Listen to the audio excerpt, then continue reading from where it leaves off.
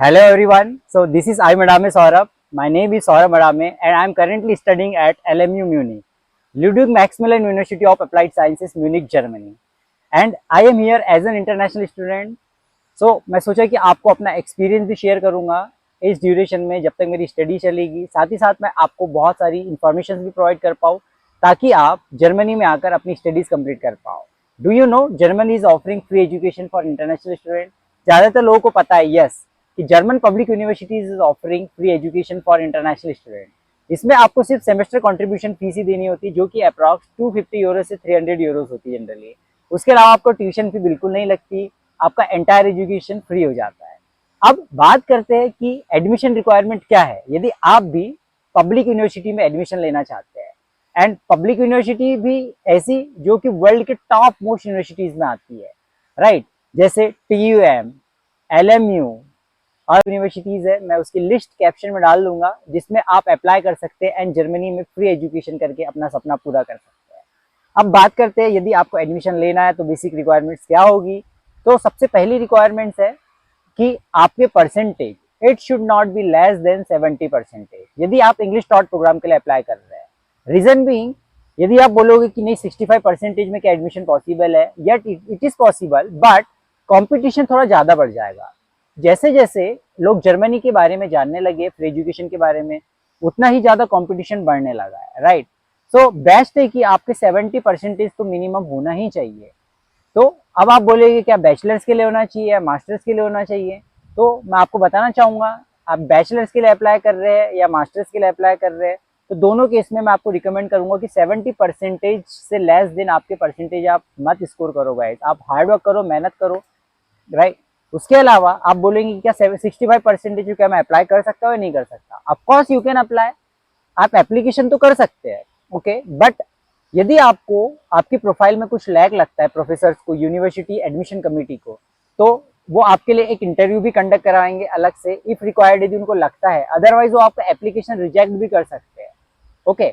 But good luck, यदि आपके 65% है और यदि अलग से इंटरव्यू कंडक्ट करवाते हैं तो आप इंटरव्यू में अच्छे से परफॉर्मेंस करो, अच्छे से परफॉर्मेंस दो ताकि आप उनको इम्प्रेस कर पाओ। और इंटरव्यू में किस तरीके के क्वेश्चन किए जाते हैं उसके लिए मैं एक सेपरेट वीडियो बनाऊंगा कि एडमिशन कमेटी किस टाइप के क्वेश्चंस करती है, ऑलराइट। अब बात करते हैं कि आइल्स मैंडेटरी है या नहीं। और आइल्स मैंडेटरी है तो आपके कितने बैंड्स होने चाहिए मिनिमम। तो let me tell you, IELTS is mandatory और मिनिमम जो बैंड है अभी 6, नो लेस देन 6 बैंड्स आपके होने चाहिए। आप बोलोगे क्या मेरे 5.5 बैंड्स है तो मैं अप्लाई कर सकता हूँ क्या, तो आप अप्लाई तो कर सकते हैं बट किसी किसी यूनिवर्सिटी में स्ट्रिक्ट रिक्वायरमेंट्स होती है 6 बैंड्स की, तो आपके bands no less than 6 bands होने चाहिए। इस बात का आपको हमेशा ध्यान रखना है। और आइल्स में स्कोर करना इतना ज़्यादा डिफिकल्ट नहीं है, आप 1 से 2 महीना भी प्रिपरेशन यदि करोगे तो definitely you can score minimum 6 bands and more than 6 band of course. अब बात करते हैं GRE GMAT रिक्वायरमेंट। तो GRE और GMAT is not mandatory, it depend करता है कि आप किस पर्टिकुलर कोर्स के लिए अप्लाई कर रहे हो, ओके। सो आप एडमिशन रिक्वायरमेंट जिस भी कोर्स के लिए अप्लाई करोगे वहाँ पे कोर्स डिटेल्स में आप जाएंगे, रिक्वायरमेंट्स में जाएंगे तो वहाँ पे मेंशन होता है सब्जेक्ट वाइज। मैं आपको स्पेसिफिक नहीं बता रहा हूँ, स्पेसिफिक सब्जेक्ट वाइज भी कई बार GRE GMAT की रिक्वायरमेंट होती है तो वो आपको चेक करना होगा, alright. But generally GRE GMAT की रिक्वायरमेंट नहीं होती है, ओके। बट यदि आपने GRE GMAT दिया रखा है तो उससे आपकी प्रोफाइल स्ट्रांग हो जाएगी एडमिशन पर्पज के लिए, ओके। एंड अब बात करते हैं स्ट्रांग CV की। तो CV is very important part in your entire application process. आपका CV बहुत ही स्ट्रांग बनना चाहिए जिसमें आपका पूरा एजुकेशनल बैकग्राउंड मेंशन हो, आपके परसेंटेज मेंशन हो। यदि आपके पास कोई वर्क एक्सपीरियंस है तो आप वर्क एक्सपीरियंस में उसमें मेंशन करिए। उसके अलावा आपकी को करिकुलर एक्टिविटीज में यदि आपने पार्टिसिपेट किया उसके बारे में जिक्र करिए। इंटर्नशिप में यदि आपने पार्टिसिपेट किया तो वो जिक्र होना चाहिए। यदि आपने कोई प्रोजेक्ट एंड असाइनमेंट्स किए हो नेशनल लेवल पर या लोकल लेवल पर वो भी आप जिक्र करो, ओके। तो ये सारी डिटेल्स बेसिकली उसमें कवर होना चाहिए।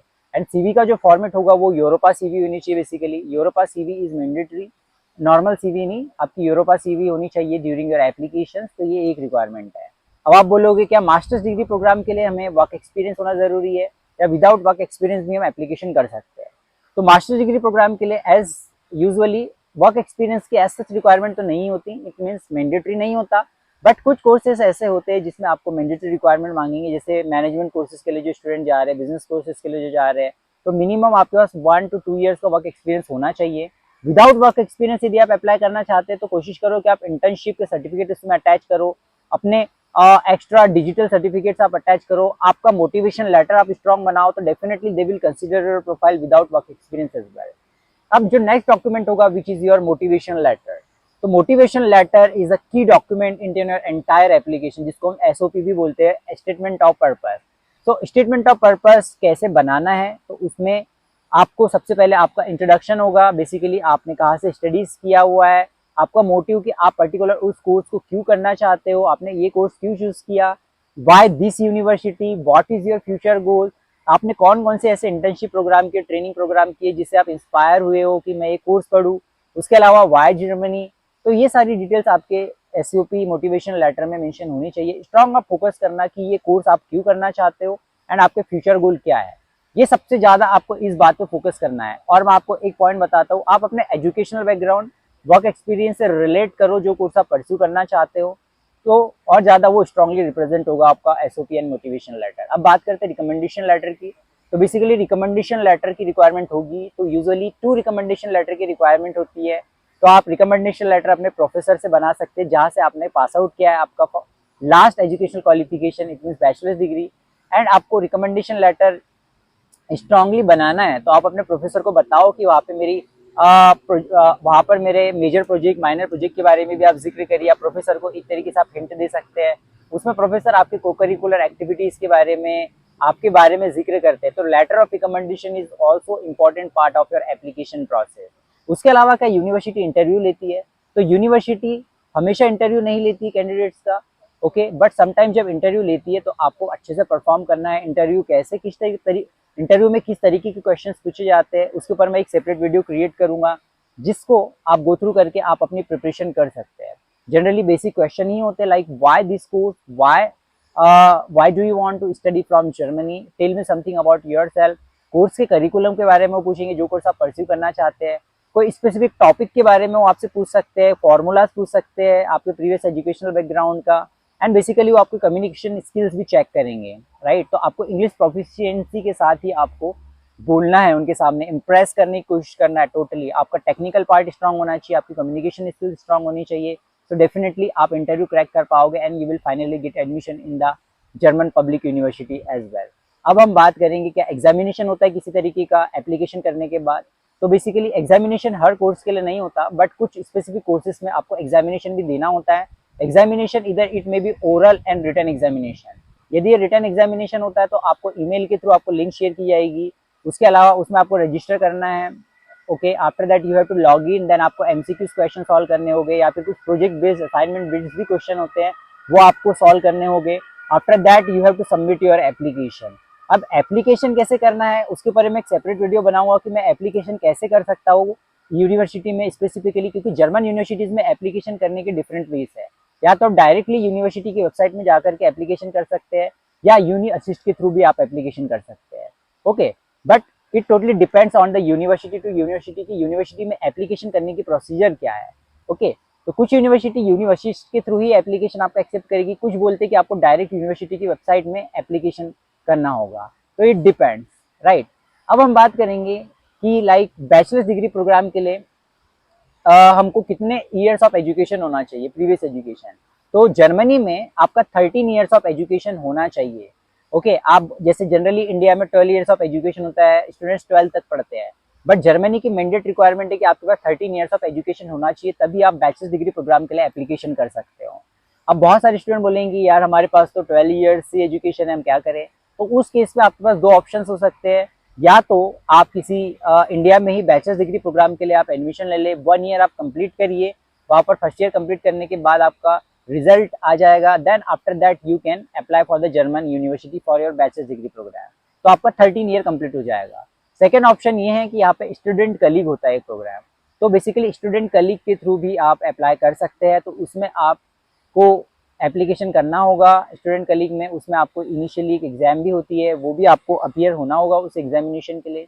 तो स्टूडेंट कलीग बैचलर्स डिग्री प्रोग्राम में आपको एप्लीकेशन कैसे करना है, अप्लाई कैसे करना है, उसके ऊपर मैं एक सेपरेट वीडियो क्रिएट करूंगा, ताकि जो भी स्टूडेंट बैचलर्स प्रोग्राम में आना चाहते हैं to study computer sciences, to management field, और वॉटेवर, तो आपको एक डिटेल इन्फॉर्मेशन मिल जाए कि एक्चुअल में प्रोसेस क्या है स्टूडेंट कलीग का। ओके, अब मास्टर्स डिग्री प्रोग्राम के लिए रिक्वायरमेंट है जो मैंने आपको प्रीवियस बताया। ओके, कि आपका 12 ईयर्स ऑफ एजुकेशन होना चाहिए, minimum 3 years of bachelors degree आपके पास होनी चाहिए। ओके, उसके अलावा आपके पास आइल्स मैंडेटरी है। इसके अलावा यदि हम बात करते हैं GRE GMAT is not mandatory but course specific wise आपको बोल सकते हैं।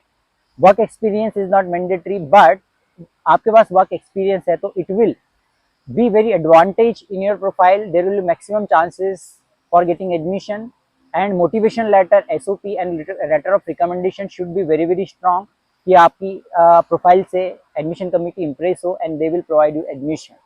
ओके, एंड उसके अलावा यदि आपको ऐसा लग रहा है कि कुछ भी इंफॉर्मेशन अभी भी मिस कर रहा हो, यदि आप कुछ स्पेसिफिक पॉइंट्स के बारे में जानना चाहते हो तो definitely you can comment. I will try to create more videos on this channel.